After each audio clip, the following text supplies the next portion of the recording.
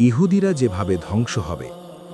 Islamic ধর্মতত্ত্ব ও বিভিন্ন সহি হাদিসের আলোকে কিয়ামতের পূর্ববর্তী ঘটনাবলীর মধ্যে কিছু গুরুত্বপূর্ণ ভবিষ্যদ্বাণীর উল্লেখ পাওয়া যায়, যেখানে নির্দিষ্ট কিছু জাতির উত্থান পতন সম্পর্কেও আলোচনা রয়েছে।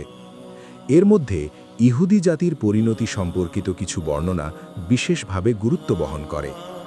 এসব বিষয়ে মূলত কোরআন ও নির্ভরযোগ্য হাদিসের আলোকে ব্যাখ্যা করা হয়েছে, যা গভীরভাবে চিন্তা ও বিশ্লেষণের দাবি রাখে।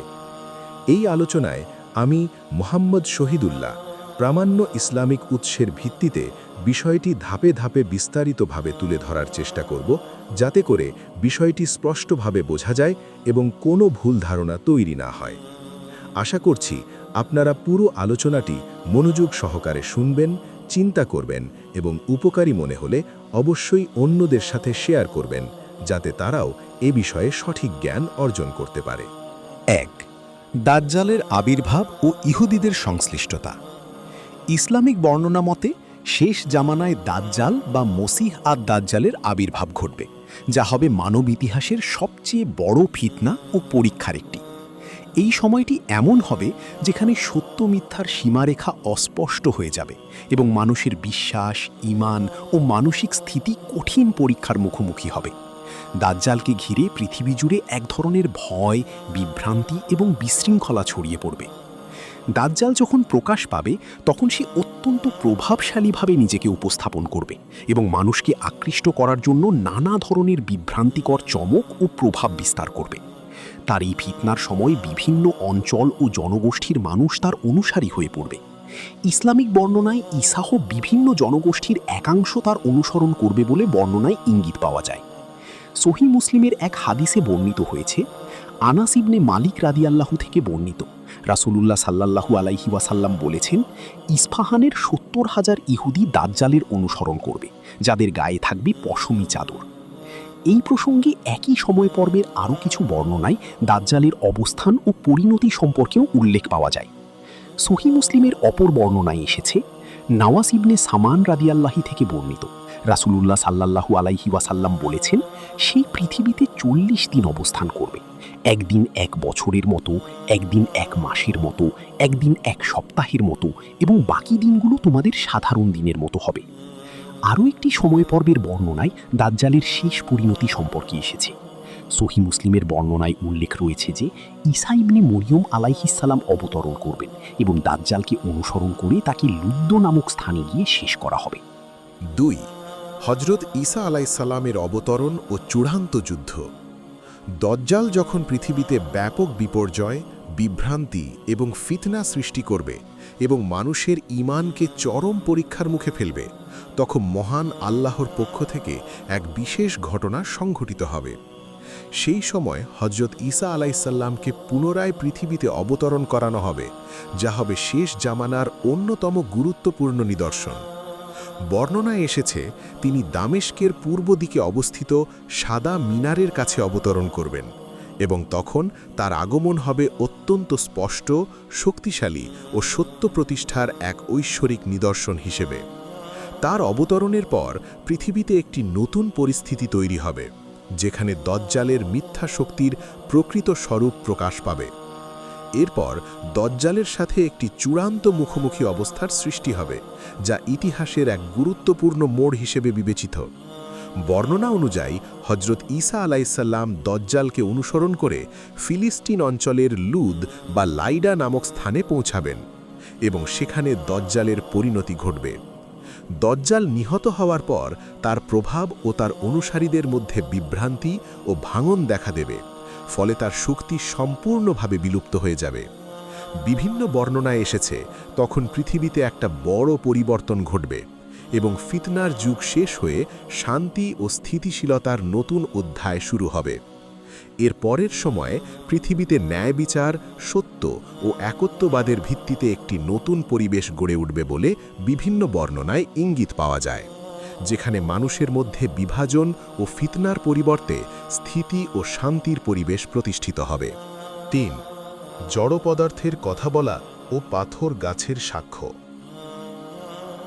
সহিহ বুখারী ও মুসলিমের বর্ণনায় এসেছে, শেষ জামানার এক বিশেষ সময় পর্বে একটি বড় সংঘাতময় পরিস্থিতি তৈরি হবে, যেখানে মুসলিমদের একটি দল এবং প্রতিপক্ষ শক্তির মধ্যে তীব্র যুদ্ধ সংঘটিত হবে। সেই সময় যুদ্ধের পরিবেশ এতটাই বিস্তৃত ও ব্যাপক হবে যে মানুষ শুধু সরাসরি নয়, বিভিন্ন আশ্রয়স্থল ব্যবহার করে আত্মরক্ষার চেষ্টা করবে। বর্ণনায় উল্লেখ আছে, সেই পরিস্থিতিতে প্রতিপক্ষ আত্মরক্ষার জন্য পাথর, গাছ এবং প্রাকৃতিক আড়ালকে ব্যবহার করে লুকানোর চেষ্টা করবে।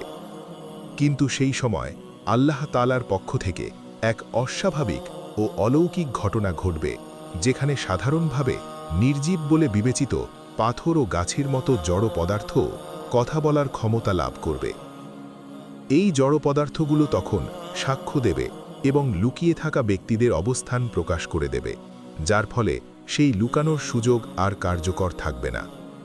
অর্থাৎ প্রকৃতির ভেতর থেকেও এক ধরনের প্রকাশ্য সত্য উদ্ভাসিত হবে, যা সেই সময়ের ফিতনা ও পরিস্থিতির একটি বড় নিদর্শন হিসেবে বর্ণিত হয়েছে। হাদিসটি নিম্নরূপ: আবু হুরায়রা রাদিয়াল্লাহু থেকে বর্ণিত, রাসূলুল্লাহ সাল্লাল্লাহু আলাইহি ওয়াসাল্লাম বলেছেন, কিয়ামত সংঘটিত হবে না যতক্ষণ না মুসলিমরা ইহুদিদের বিরুদ্ধে যুদ্ধ করবে। তখন মুসলিমরা তাদের পরাজিত করবে, এমনকি তারা পাথর ও গাছের আড়ালে লুকাবে। তখন পাথর ও গাছ বলবে, হে মুসলিম, হে আল্লাহর বান্দা, এই তো আমার পেছনে ইহুদি, এসে তাকে হত্যা করো। তবে গারকাদ গাছ ব্যতীত, কারণ সেটি ইহুদিদের গাছ। এই বর্ণনাটি কিয়ামতের পূর্ববর্তী সময়ের একটি অত্যন্ত গুরুত্বপূর্ণ ও অলৌকিক নিদর্শন হিসেবে উল্লেখ করা হয়, যেখানে প্রকৃতির নিয়মের বাইরে গিয়ে এক বিশেষ বাস্তবতা প্রকাশ পাবে বলে বর্ণিত হয়েছে। 4. ফিলিস্তিন ভূখণ্ডে মুসলিমদের বিজয়।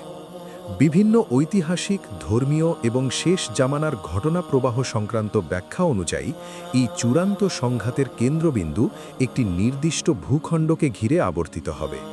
সেই ভূখণ্ড হল বর্তমান ফিলিস্তিন অঞ্চল এবং এর আশেপাশের বিস্তৃত এলাকা, যা যুগ যুগ ধরে আধ্যাত্মিক এবং ঐতিহাসিকভাবে অত্যন্ত গুরুত্বপূর্ণ হিসাবে বিবেচিত হয়ে আসছে।